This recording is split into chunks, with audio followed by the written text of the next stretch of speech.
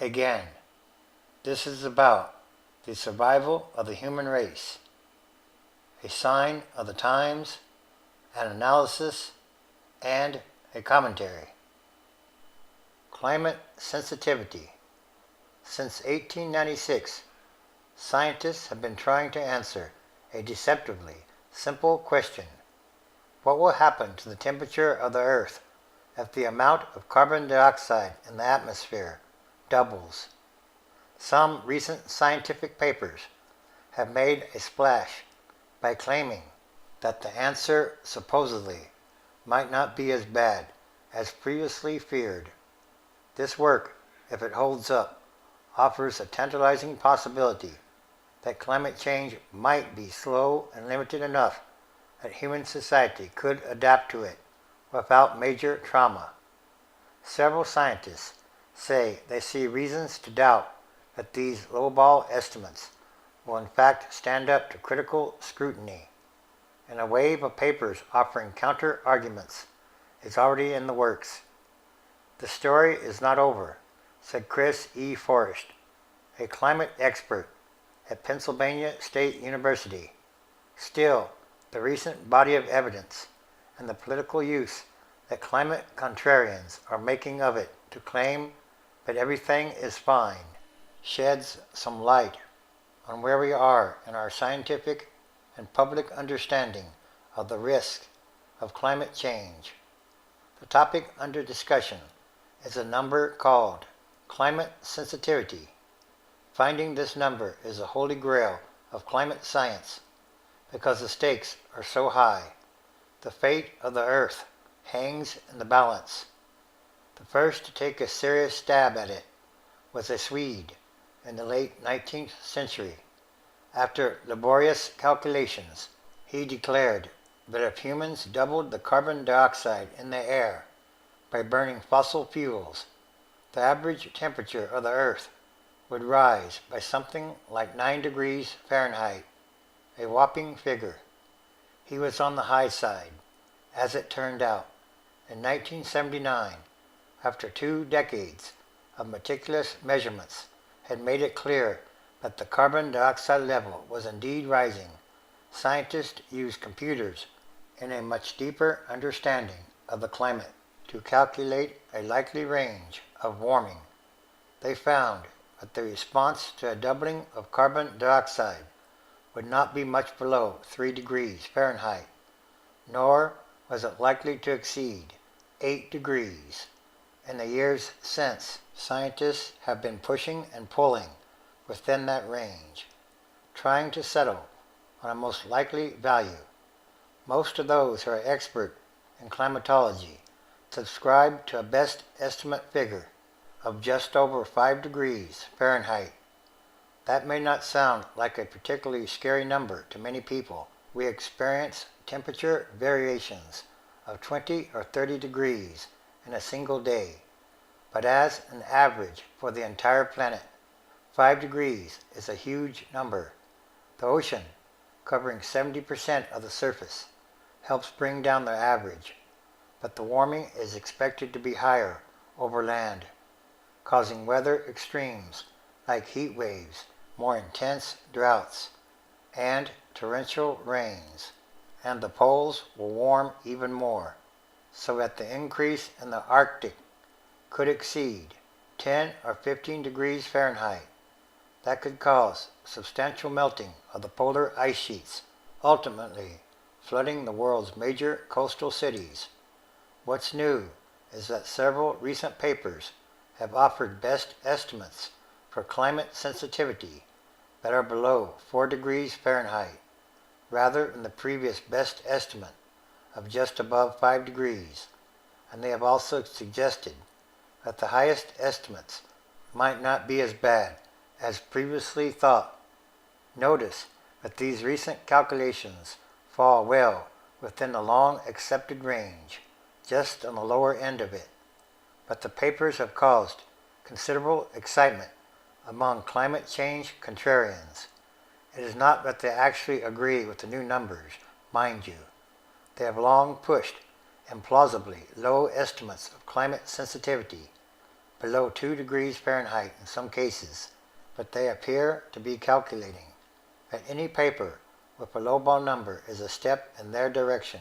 James Annan, a mainstream climate scientist working at a Japanese institute, offers a best estimate of 4.5 degrees Fahrenheit when he wrote recently that he thought some of the highest temperature projections could be rejected. Skeptics could not contain their enthusiasm. That is what we call a landmark change of course by one of climatology's most renowned, warmest scientists, declared a blogger. If even Annan can see it, then the writing is truly emblazoned on the wall. But does this sort of claim that we can all breathe a sigh of relief about climate change?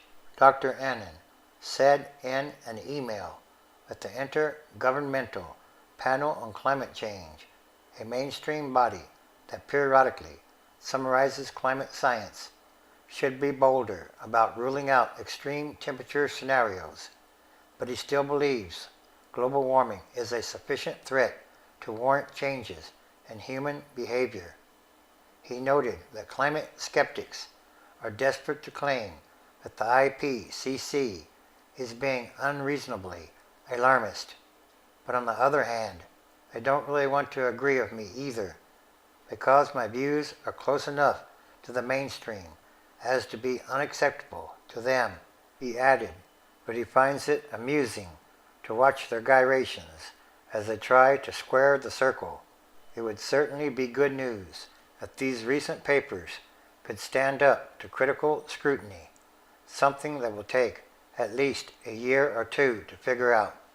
But the need for additional scientific vetting before we accept the lower numbers is not the biggest flaw in the contrarian argument. Remember, the climate sensitivity number, whatever it turns out to be, applies to a doubling of carbon dioxide. Given how weak the political response to climate change has been, there is no reason to think that human society is going to stop there. Some experts think the level of the heat-trapping gas could triple or even quadruple before emissions are reined in. Only last week, the level of carbon dioxide passed a milestone of 400 parts per million at the flagship monitoring station atop Mauna Loa in Hawaii, evidence that efforts to control emissions are failing. Even if climate sensitivity turns out to be on the low end of the range, total emissions may wind up being so excessive as to drive the Earth toward dangerous temperature increases. So, if the recent science stands up to critical examination, it could, would, should, indeed, turn into a ray of hope, but only if it is then followed by a broad new push to get the combustion of fossil fuels under control. In other words, it's not a question of whether climate change is happening or not, but rather of how much the climate will change. And this too is another sign of the end of times as we know them, transition days, which is a time of extraordinary changes, happenings, and events, because it's about what kind of world are we leaving to the future generations, and that should be a very important question to ask. Revelation chapter 16, verse 12. And the sixth angel poured out his vial upon the great river Euphrates, and the water thereof was dried up, that the way of the kings and leaders of the east might be prepared. 13. And I saw 3 unclean spirits like frogs come out of the mouth of the dragon, and out of the mouth of the beast, and out of the mouth of the false prophet. 14. For they are the spirits of devils, working miracles, which go forth unto the kings and leaders of the earth and of the whole world, to gather them to the battle of that great day of God Almighty. 15. Behold, I come as a thief. Blessed is he that watches, and keeps his garments, lest he walk naked, and they see his shame. 16. And he gathered them together into a place called in the Hebrew tongue Armageddon. 17. And the seventh angel poured out his vial into the air, and there came a great voice out of the temple of heaven, from the throne, saying, It is done. 18.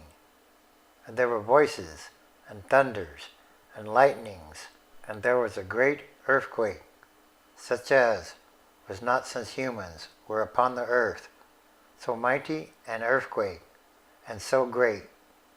19. And the great city was divided into 3 parts, and the cities of the nations fell, and great Babylon came in remembrance before God, to give unto her the cup of the wine of the fierceness of his wrath. 20. And every island or nation fled away, and the mountains were not found. 21. And there fell upon humans a great hail out of heaven, every stone about the weight of a talent, and humans blasphemed God because of the plague of the hail, for the plague thereof was exceedingly great. Yes, it's time for the physical and spiritual manifestation of the book of Revelation. And all these are more signs of the times.